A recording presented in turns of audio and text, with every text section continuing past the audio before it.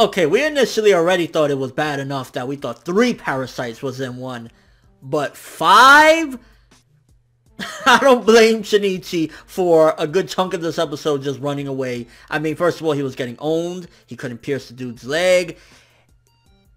Honestly, all I can say is when it comes to that fight, unless Shinichi gets some sort of crazy power up or something ridiculous happens or he has help, 5 on 1, really? Like, what the fuck? So this episode can kind of be broken up into 2 different parts. I mean, the first half was Shinichi running and kind of fighting. For the most part, I mean, I like action, but I was kind of like, it felt, again, a little bit too goofy. And it didn't help that after the fact, Shinichi was wearing a shirt that said goof on it. I was like, yeah. The fight, it was like, I took it serious, but at the same time, I was like, Shinichi, you have no way of winning this. You can continue to run, bro. Please do. And call me a fanboy or whatever, but I immediately thought when I saw that there was 5 people inside of there of Sensui from Yu Yu Hakusho, 7 personalities, 5 personalities, although it's technically a little bit different, whatever. And I'm not saying, of course, rip off or anything like that, but just thought it was funny. And now Miki is apparently a pickpocketer, and yet again, that's just kind of showcasing more of the change within him to becoming human. Like, at the end of the day, he always has the scapegoat to say, oh, it's for my survival. This is all about me. I'm doing this for me.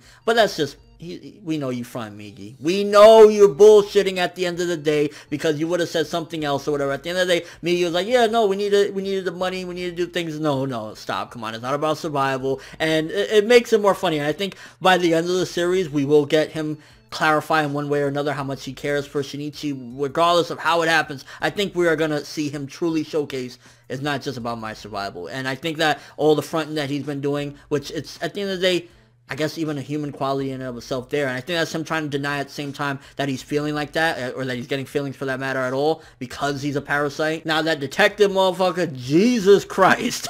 The face that he had in this episode, I was like, God damn. And I mean, I don't blame him 100%. What they did to his family or whatever. And I think that was a huge setup and a plot device for what's about to happen. Because my theory when I'm watching this, immediately how everything was transpiring and everything, they were talking about that he might want revenge.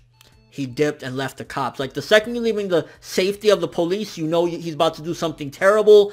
And yeah, you can see Tamiya's character, and he's blaming all of this on Tamiya, that he lost his family and everything. You can see Tamiya's character, she's kind of like Miki in a sense, that she's fronting on the fact that she actually truly does want to be like a human and feels like a human, and she's starting to get these emotions and everything. So with Tamiya showcasing that she cares for this kid, I mean, she's letting the kid suck on the tit, which I wish I was that kid. No. But seriously, the fact that she has shown these emotions, I honestly think she cares for that kid. Now, her being surrounded by those 3 dudes or whatever, the 3 parasites, I definitely think she's going to come out of it. She's going to come out of it on top, maybe get fucked up, but I think she's going to defeat them because Tamiya has showcased as well at the same time that she's kind of a badass and she is smarter than most of them. So I think she's going to come out of this, but what's going to happen? This is prediction time. I haven't read the manga, so I think when she gets upstairs, the detective motherfucker, to get revenge, is going to have killed that baby. Because I think he noticed that she actually somewhat cared about that baby, or maybe it might be important to her, whatever the case may be. And she's going to get up, see the baby dead, and flip the fuck out. And that's where a combination of the parasitic being of wanting to kill people and human raw emotion of like revenge, and you killed something that I cared about, now I'm going to fucking take it out on the world, is what's going to happen, and it's going to morph Tamiya's character. That's my prediction. Overall, this episode, yet again, a very good episode. Good to very good. I'm 7.5 to an 8. I mean, the first half was mainly just fighting, and it was cool stuff, but